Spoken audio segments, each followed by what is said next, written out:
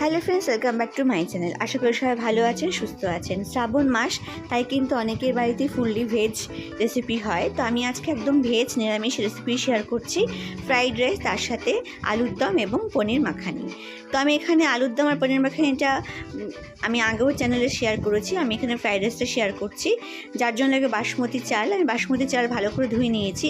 এবার একটা কড়াইয়ের মধ্যে জল গরম করে একটু লবণ দিয়ে ফুটিয়ে নেব, আর একটু রিফাইন তেলও দিয়ে দিচ্ছি এর মধ্যে। তার মধ্যে ধুয়ে রাখা চালটা দিয়ে ভালো করে কুক করে নেব। খেয়াল রাখতে হবে চালটা যেন 90% কুক হয়, 10% মতন কম কুক করব।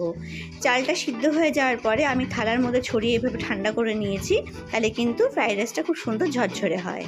আর আমি এখানে নিয়ে নিচ্ছি কেটে ক্যাপসিকাম আর গাজর আর বিনস। চাইলে আপনারা রেড অ্যান্ড ইয়েলো বেল পেপারটাও ইউজ করতে পারেন। তা আমি এখানে ক্যাপসিকাম, গাজর, বিনস দিয়ে করছি। আমি এখানে ঘি গরম করে নিয়েছি। তার মধ্যে আমি প্রথমে ফার্স্টে গাজরটা একটু ভেজে নেব। ফার্স্টে গাজরটা ভাজলে কি হবে, গাজরটা একটুখানি তাড়াতাড়ি সিদ্ধ হয়ে যাবে। 3-4 মিনিট গাজরটা ভাজার পর আমি এখানে বিনসটা অ্যাড করে দিচ্ছি। এবার একটু ভালো করে ভেজে নেব। গাজর বিনস ভাজার পরে লাস্টে আমি ক্যাপসিকাম দিয়ে দিচ্ছি এবং তার সাথে আমি কিশমিশটাও ভেজে নেব। ভাজা হয়ে যাওয়ার পরে এগুলোকে আমি উঠিয়ে রেখে দেব। আমি এখানে কাজুটা ব্যবহার করিনি, যেহেতু ছেলে কাজু খেতে চায় না, একদমই পছন্দ করে না। সেই জন্য আমি এখানে কাজুটা অ্যাভয়েড করেছি। চাইলে কিন্তু আপনারা কাজুটাও ব্যবহার করতে পারেন। তো আমি তুলে রেখে দিয়েছি। এবার আমি আর একটু ঘি অ্যাড করেছি এর মধ্যে, দিয়ে গোটা গরম মশলা ফোড়ন দিচ্ছি। ফোড়নে যখন সুন্দর ফ্লেভারটা চলে আসবে তখন আমি ফার্স্টে ঠান্ডা করে রাখা বাসমতি চাল মানে ভাতটা আমি দিয়ে দিচ্ছি। দিয়ে ভালো করে নাড়িয়ে চাড়িয়ে নেব। যতটুকু চাল আমি এখানে নিয়েছিলাম 500 গ্রাম মতন, তো সবটা এখানে দিয়ে দিচ্ছি স্বাদ মতন লবণ, চিনি, একটু গোলমরিচ গুঁড়ো।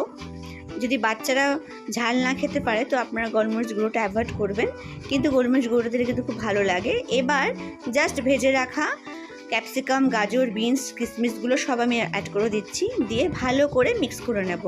ভাজার সময় কিন্তু আমি গাজরের মধ্যে কিন্তু চিনি লবণ দিইনি। তো ব্যাস, একটুখানি গরম মশলা গুঁড়ো ছড়িয়ে দিয়েছি আর একটু ঘি ছড়িয়ে দিয়েছি নামানোর আগ দিয়ে। তাহলেই ফ্রেন্ডস তৈরি হয়ে গেল গরমা গরম নিরামিষভাবে ফ্রাইড রাইস রেসিপি।